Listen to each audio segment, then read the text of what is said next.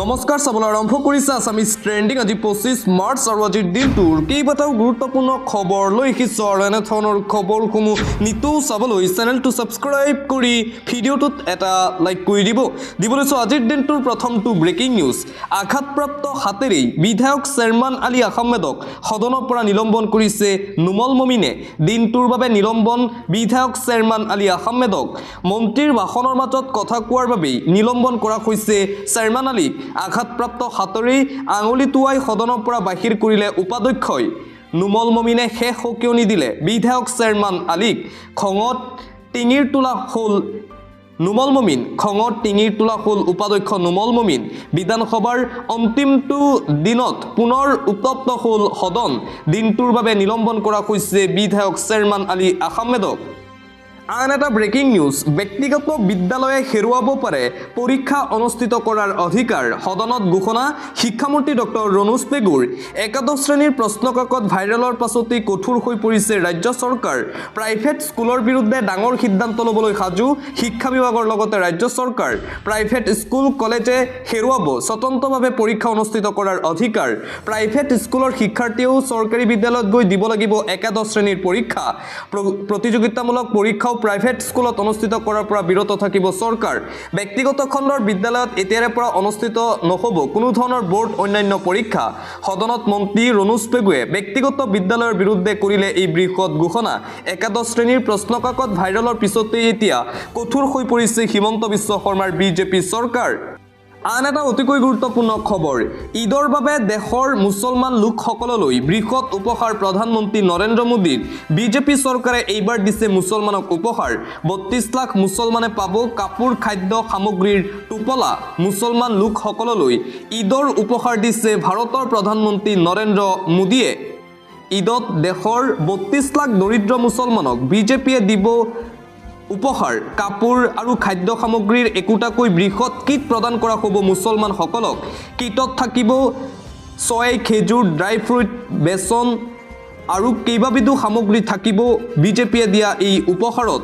সমগ্ৰ দেশৰ লাখ লাখ দৰিদ্ৰ মুছলমানে পাব এই উপহাৰ প্ৰধানমন্ত্ৰী নৰেন্দ্ৰ মোদীৰ পৰা ঈদ উল ফিতৰ উপলক্ষে ঐতিহাসিক পদক্ষেপ গ্ৰহণ ভাৰতীয় জনতা পাৰ্টিৰ সমগ্ৰ দেশৰ দুখীয়া মুছলমানৰ সকলৰ বাবে এক ডাঙৰ উপহাৰ দিবলৈ গৈ আছে ভাৰতীয় জনতা পাৰ্টি এই অভিযান বিজেপি ক্ষুদ্ৰ সংখ্যালঘু মৰ্চাৰ দ্বাৰা চলোৱা হ'ব আৰু আনুষ্ঠানিকভাৱে ঘোষণা কৰিছে ভাৰতৰ প্ৰধানমন্ত্ৰী নৰেন্দ্ৰ মোদীয়ে উৎসৱৰ সময়ত উপযোগী হ'ব পৰা সামগ্ৰীও থাকিব এই উপহাৰ কিটত আন এটা অতিকৈ গুৰুত্বপূৰ্ণ খবৰ বৃদ্ধি কৰা হ'ল পঞ্চায়তৰ ক্ষমতা শক্তিহীন হৈ পৰিল জিলা পৰিষদৰ সকলো ক্ষমতা হস্তান্তৰ পঞ্চায়তলৈ পঞ্চায়ত নিৰ্বাচনৰ পূৰ্বে পঞ্চায়ত সদস্যক ক্ষমতা প্ৰদান হিমন্ত চৰকাৰৰ পঞ্চায়তৰ ক্ষমতা জিলা পৰিষদে ব্যৱহাৰ কৰিব নোৱাৰিব দৈনিক বজাৰ সাপ্তাহিক বজাৰ নিয়ন্ত্ৰণ কৰিব এতিয়াৰে পৰা পঞ্চায়তে নদীঘাট হেৰিঘাট থাকিব পঞ্চায়তৰ অধীনত ৫ লাখ টকালৈকে নিবিদা দিব পাৰিব পঞ্চায়তৰ শক্তি বৃদ্ধি কৰিছে চৰকাৰে ৫ৰ পৰা ১০ লাখ টকাৰ ওপৰত নিবিদা দিব পাৰিব আঞ্চলিক পঞ্চায়তে পূৰ্বতে এই নিবিদা মাত্ৰ ১ লাখ টকা আছিল আৰু নিবিদা এইবাৰ বৃদ্ধি কৰা হৈছে জিলা পৰিষদে নিয়ন্ত্ৰণ কৰিছিল নিবিদা দিয়াৰ ক্ষমতা এই বৰ্ষৰ পৰা এই নিবিদা তথা বিত্তীয় ক্ষমতা জিলা পৰিষদৰ বিপৰীতে পঞ্চায়তলৈ হস্তান্তৰ কৰা হৈছে পৰৱৰ্তী খবৰ ভয় খাইছে বিজেপিয়ে ৬ এপ্ৰিলত বিজেপিৰ বিৰুদ্ধে আদালতৰ দ্বাৰস্থ হ'ব কংগ্ৰেছ দল পুনৰ হিমন্ত বিশ্ব শৰ্মাৰ বিজেপি চৰকাৰৰ বিৰুদ্ধে সৰব ভূপেন বৰা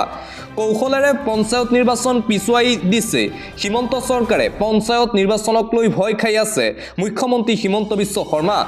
বুদ্ধিৰে বাৰে বাৰে পিছুৱাই লৈ গৈ আছে পঞ্চায়তৰ নিৰ্বাচন ৬ এপ্ৰিলত বিজেপি চৰকাৰৰ বিৰুদ্ধে আদালতলৈ যাবলৈ সাজু কংগ্ৰেছ দল পঞ্চায়ত নিৰ্বাচন অনুষ্ঠিত নকৰাক লৈ আদালতৰ দ্বাৰস্থ হোৱাৰ ঘোষণা ভূপেন বৰাৰ পৰীক্ষাৰ অজুহাত দেখুৱাই পঞ্চায়ত নিৰ্বাচন পিছুৱাবলৈ চেষ্টা কৰিছে বিজেপিয়ে পঞ্চায়ত নিৰ্বাচন অনুষ্ঠিত নকৰাক লৈ বিজেপিক খুৰদাৰ সমালোচনা প্ৰদেশ কংগ্ৰেছৰ সভাপতি ভূপেন কুমাৰ বৰাৰ পৰৱৰ্তী খবৰ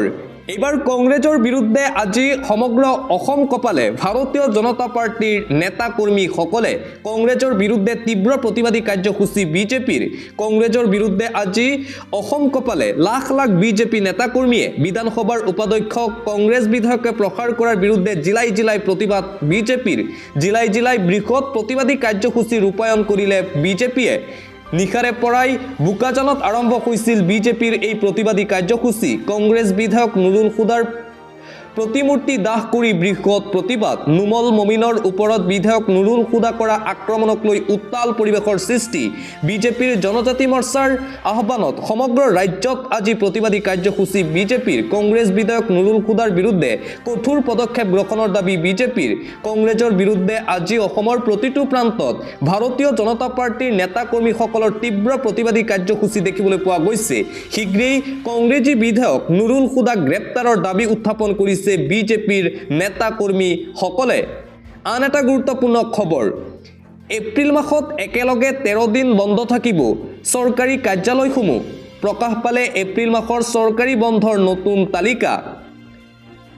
14, 15, 16 এপ্ৰিলত বিহুৰ বন্ধ লাভ কৰিব কৰ্মচাৰীসকলে 18 এপ্ৰিলত গুড ফ্ৰাইডে উপলক্ষে বন্ধ থাকিব কাৰ্যালয় 21 এপ্ৰিলত সতী সাধিনী দিৱসত বন্ধ থাকিব চৰকাৰী কাৰ্যালয় 28 এপ্ৰিলত দামোদৰ দেৱৰ তিথি উপলক্ষে বন্ধ থাকিব কাৰ্যালয়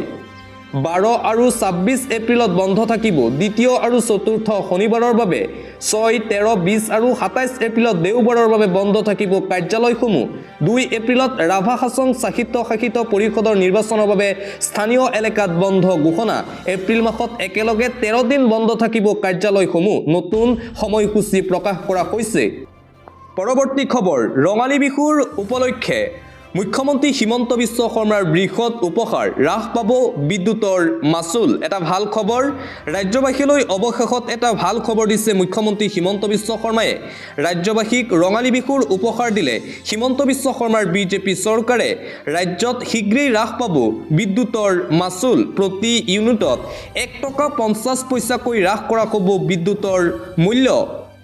বিদ্যুৎ নিয়ামক আয়োগে ঘোষণা কৰিব নতুন নিৰিখ শীঘ্ৰেই নতুন নিৰিখ প্ৰকাশ পাব মুখ্যমন্ত্ৰী হিমন্ত বিশ্ব শৰ্মাই এটা ভাল খবৰ দিছে ঘোষণা হ'ব আগন্তুক বৰ্ষৰ বাবে বিদ্যুতৰ নিৰিখ শীঘ্ৰেই প্ৰতি ইউনিটত হ্ৰাস পাব 1.5 টকা পৰ্যন্ত বিদ্যুতৰ বিল বিগত 2 বছৰত এপিডিচিএলে লাভত থকাৰ বাবে এই সিদ্ধান্ত চৰকাৰৰ অন্য ৰাজ্যৰ মডেল গ্ৰহণ নকৰাকৈ এপিডিচিএলে লাভ কৰিছে এই সাফল্য 2 বছৰত এপিডিচিএলে লাভ কৰিছে প্ৰায় 600 কোটি টকা এই 600 কোটি টকা বিদ্যুৎ মাচুল হ্ৰাস কৰি ৰাজ্যক উভতাই দিয়াৰ সিদ্ধান্ত চৰকাৰৰ আৰু ৰাজ্য চৰকাৰে ৰাজ্যবাসীৰ বাবে এই ভাল খবৰ জাৰি কৰিছে শীঘ্ৰেই মূল্য কমিব বিদ্যুতৰ বিলৰ আন এটা গুৰুত্বপূৰ্ণ খবৰ ইপিনে মন্ত্ৰী ৰঞ্জিত কুমাৰ দাসৰ ডাঙৰ ঘোষণা অহা 4 মে বা 5 মেৰ ভিতৰত সমাপ্ত হ'ব পঞ্চায়ত নিৰ্বাচনক লৈ আন এক ডাঙৰ খবৰ ইতিমধ্যেই আকি পৰিছে 4 মে বা 5 মেৰ ভিতৰত সমাপ্ত হ'ব পঞ্চায়তৰ নিৰ্বাচন পঞ্চায়ত নিৰ্বাচনক লৈ ডাঙৰ ঘোষণা মন্ত্ৰী ৰঞ্জিত কুমাৰ দাসৰ আজি জাৰি কৰা হ'ব পাৰে পঞ্চায়ত নিৰ্বাচনৰ নটিফিকেশ্যন 4 বা 5 মেৰ ভিতৰত সমাপন হ'ব আগন্তুক পঞ্চায়তৰ নিৰ্বাচন 2 পৰা 5 এপ্ৰিলৰ ভিতৰত নিৰ্বাচনৰ দিন ঘোষণা কৰিব পাৰে ৰাজ্যিক নিৰ্বাচন আয়োগে 4 মে 5 মেৰ ভিতৰত সমাপ্ত কৰিবলৈ পঞ্চায়ত নিৰ্বাচন সাজু হৈছে চৰকাৰ ডাঙৰ ঘোষণা মন্ত্ৰী ৰঞ্জিত কুমাৰ দাসৰ চৰকাৰী ঘৰক লৈ আন এটা ডাঙৰ খবৰ আহি পৰিছে নতুন আপডেট আহিছে চৰকাৰী ঘৰক লৈ সকলোৱে পাব পিএমআই ঘৰ 31 মাৰ্চলৈ বৃদ্ধি কৰা হৈছে পিএমআই ঘৰৰ বাবে আবেদন প্ৰক্ৰিয়া সকলোৱে পাব চৰকাৰী ঘৰ চৰকাৰে বৃদ্ধি কৰিলে সাৰ্ভেৰ সময়সীমা বৃদ্ধি কৰা হৈছে 27 মাৰ্চৰ বিপৰীতে অহা 31 মাৰ্চলৈকে বৃদ্ধি কৰা হৈছে সাৰ্ভে কাৰো নাম বাদ নপৰিবলৈ এই ব্যৱস্থা গ্ৰহণ কৰিছে ৰাজ্য চৰকাৰে 27 মাৰ্চত মুকলি হ'ব পিএমৰ নতুন পৰ্টেল এই পৰ্টেলৰ জৰিয়তে নিজাববীয়াকৈ আপলোড দিব পাৰিব আপোনাৰ ফটো আপলোড কৰি পিএমএ ঘৰৰ বাবে কৰিব পাৰিব আপুনি এপ্লাই জীৱিকা সখীক লৈও ডাঙৰ ঘোষণা হিমন্ত বিশ্ব শৰ্মাৰ বিজেপি চৰকাৰৰ ঘৰে ঘৰে গৈ সাৰ্ভে কৰিব লাগিব জীৱিকা সখী বাইদেউসকলে ঘৰ লাভৰ বাবে দৰিদ্ৰ লোকে নিজেই কৰিব লাগিব জিঅ' টেগিং অনলাইনৰ কাম নজনা লোকক সহায় কৰিব জীৱিকা সখী বাইদেৱে চৰকাৰী ঘৰক লৈ এই নতুন আপডেট দিছে মুখ্যমন্ত্ৰী ডক্টৰ হিমন্ত বিশ্ব শৰ্মাই নগাঁৱৰ ৰূপসীঘাটত বৃহৎ উচ্ছেদ অভিযান চৰকাৰী ভূমি দখলকাৰী এতিয়া সাৱধান হৈ পৰক কিয়নো পুনৰবাৰ আৰম্ভ হৈছে চৰকাৰৰ উচ্ছেদ অভিযান নগাঁৱৰ ৰূপসীঘাটত বেদখলকাৰীৰ বিৰুদ্ধে বৃহৎ অভিযান প্ৰশাসনৰ অবৈধভাৱে চৰকাৰী ভূমি দখল কৰাসকল এতিয়াৰে পৰা সাৱধান হৈ পৰক দীৰ্ঘদিন ধৰি চৰকাৰী ভূমিত অবৈধ খনন চলোৱাৰ অভিযোগ উত্থাপন হৈছিল সাইফুল ইছলাম গুলজাৰ হুছেইন আফাছ উদ্দিনে চলাইছিল অবৈধ খনন বেদখলকাৰীক উচ্ছেদৰ সময়তে একাংশ ভূমাফিয়াই জেচিবিৰে চলাইছিল খনন অবৈধ দখলকাৰীৰ বিৰুদ্ধে ৰূপসীঘাটৰ পূব শিঙিমাৰীত বন বিভাগৰ এই উচ্ছেদ অভিযান চাহ শ্ৰমিকৰ মজুৰি বৃদ্ধিক লৈ সদনত বাক বিতণ্ডা দেখিবলৈ পোৱা গৈছে চাহ শ্ৰমিকৰ মজুৰি বৃদ্ধিক লৈ সদনত তীব্ৰ উত্তেজনা ৰূপেশ গোৱালা আৰু জাকিৰ হুছেইন সিকদাৰৰ মাজত তীব্ৰ বাক বিতণ্ডা চাহ শ্ৰমিকৰ মজুৰি 500 টকালৈ বাঢ়িবনে 350 টকা হ'ব পূৰ্বৰ 113 টকা মজুৰি 250 টকালৈ বৃদ্ধি হ'ল পুনৰ বৃদ্ধি হ'ব চাহ শ্ৰমিকৰ দৈনিক মজুৰি এই বছৰে মুখ্যমন্ত্ৰীৰ নেতৃত্বত চাহ শ্ৰমিকৰ দৈনিক মজুৰি বৃদ্ধি হ'ব সদনত ৰূপেশ গোৱালাৰ ঘোষণাৰ সময়তে হস্তক্ষেপ জাকিৰ হুছেইন সিকদাৰৰ চাহ শ্ৰমিকৰ মজুৰি 350 টকা হ'বনে প্ৰশ্ন জাকিৰ হুছেইন সিকদাৰৰ কংগ্ৰেছৰ দিনত 113 টকা আছিল চাহ শ্ৰমিকৰ মজুৰি ৰূপেশ গোৱালাৰ মন্তব্য চাহ শ্ৰমিকৰ মজুৰি বৃদ্ধিক লৈ সদনত আজি তীব্ৰ বাক বিতণ্ডা দেখিবলৈ পোৱা গৈছিল